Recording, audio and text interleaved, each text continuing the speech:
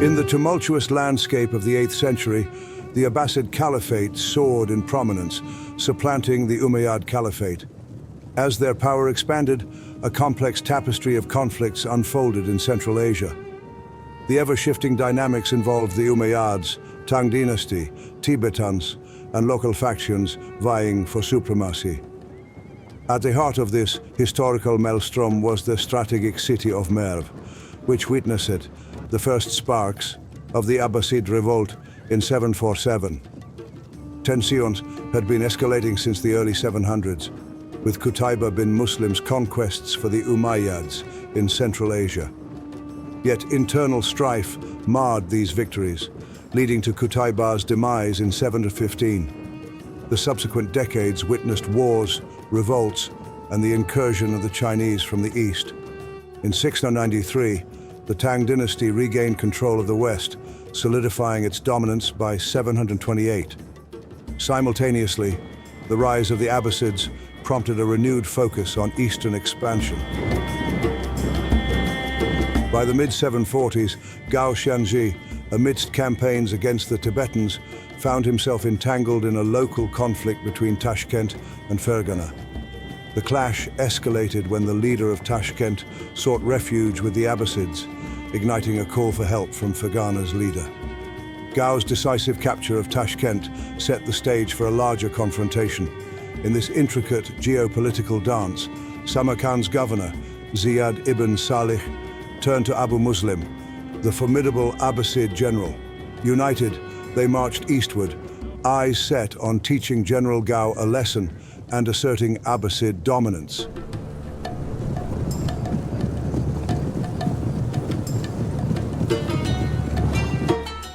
The grand confrontation unfolded on the plains of Talas in July 751.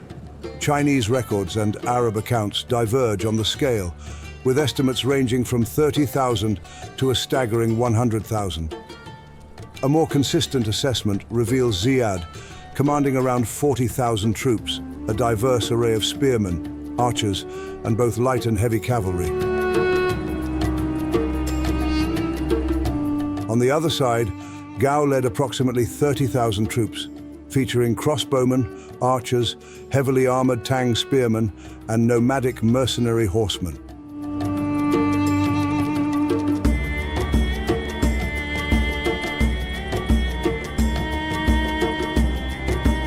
For 5 relentless days, the vast armies of the Tang Dynasty and the Abbasid Caliphate clashed on the plains of Talas, their fierce struggle yielding little result.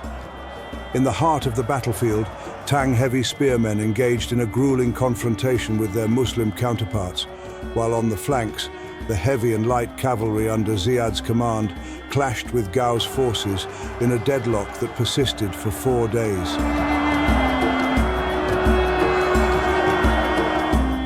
As the sun rose on the 5th day, a pivotal moment unfolded. Ziyad, recognizing the need for a decisive move, ordered his numerically superior infantry and skilled archers to advance, closely followed by the cavalry. Gao, mirroring his adversary's strategy, advanced his troops amid a hail of arrows. The two mighty forces converged, determined to settle the conflict in a head-on confrontation.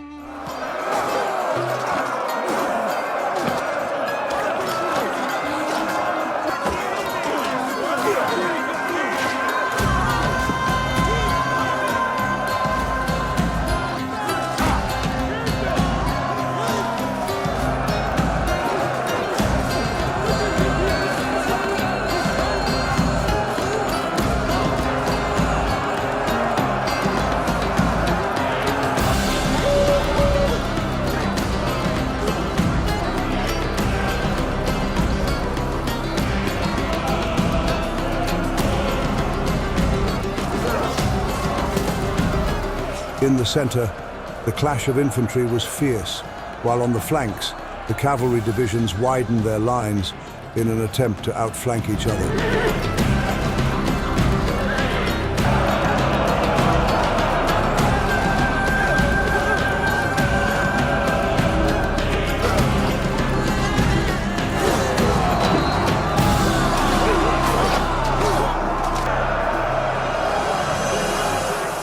A tense stalemate loomed until, unexpectedly, Ziyad unleashed his secret weapon, the Karluk cavalry concealed across the Talas River.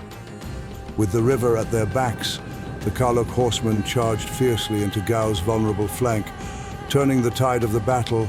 The Tang cavalry, now caught in a brutal static melee, faced the relentless pressure of the Abbasid forces.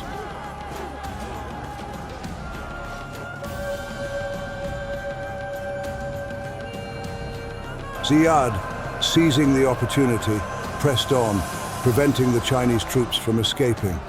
The battle transformed into a rout as Abbasid troops cut through the once formidable formation of the Tang Empire. In a desperate retreat, Gao, with a remnant of his forces, attempted to salvage the situation. However, the Chinese account of the battle claims that the Karluk mercenaries were not across the river, but were, in fact, under Gao's command. This narrative lays blame on them for the defeat, alleging that they treacherously switched sides mid-battle and attacked from both flanks. Whatever the case, the Karluk attack signaled the beginning of the end for the Chinese army. Of the tens of thousands sent by the Tang Dynasty into the fray, only a small fraction survived. The Tang commander managed to escape the slaughter, but would face a different fate. 5 years later, he was tried and executed for corruption.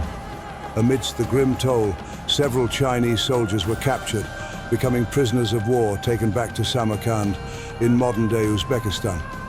The Battle of Talas had etched its mark on history, a clash of civilizations with far-reaching consequences.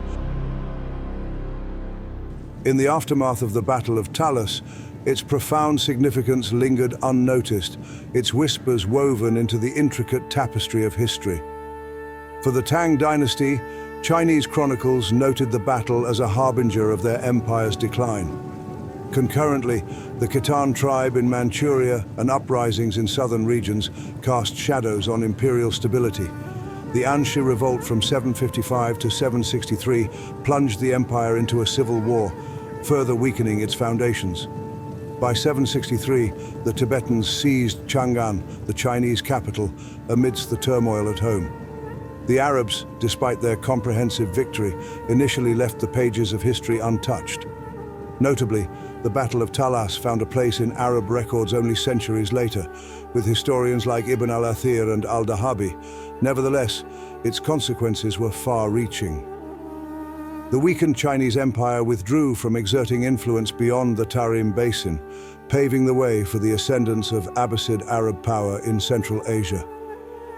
While some scholars debate the extent of Talas' role in the Islamification of Central Asia, its impact on cultural exchange cannot be understated.